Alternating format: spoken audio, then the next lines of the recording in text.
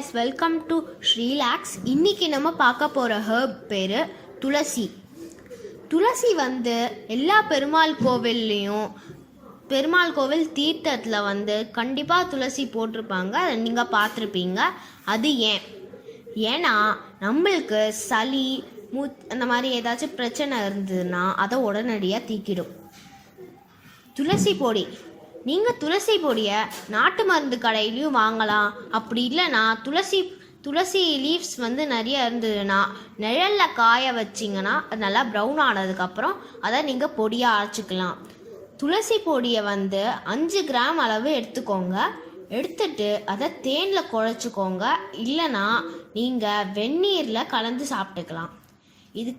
இது மார்னிங் அப்புறம் ஈவினிங் ரெண்டு வேளையும் உணவுக்கு அப்புறம் சாப்பிடலாம். துளசி ஃப்ரெஷ் லீவ்ஸ் அந்த மாதிரி இருந்ததுன்னா நீங்கள் ரெகுலராகவே சாப்பிடலாம். இந்த மாதிரி எந்த ரெஸ்ட்ரிக்ஷனும் இல்லை. அப்புறம் சின்ன பசங்களுக்கும் நீங்கள் இது கொடுத்தா நல்லா இருக்கும். இது சளி, இரும்பல், அப்புறம் அது மட்டும் இல்லாமல் வயிற்றில் ஏதாச்சும் ப்ராப்ளம் இருந்ததுன்னா அதை சரியாக்கிடும். அப்புறம் உடம்புக்கு குளிர்ச்சி தரும். அப்புறம் நிறைய பேருக்கு தண்ணி அடிக்கடி தாகம் எடுத்துக்கிட்டே இருக்கும். துளசி சாப்பிட்டீங்கன்னா அது நீங்கள் கண்ட்ரோல் பண்ணிக்கலாம்.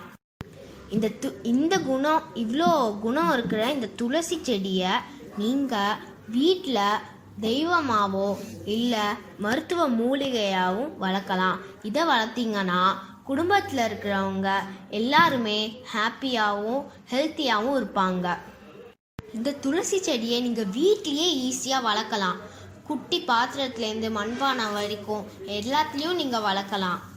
இதை நீங்கள் நல்லா மருத்துவ குணமாக இருக்கிறது, இந்த மாதிரி ஆரோக்கியமாக இருக்கிற இந்த துளசி செடியை நீங்கள் வீட்டில் வளர்ப்பீங்கன்னு நான் எதிர்பார்க்குறேன்.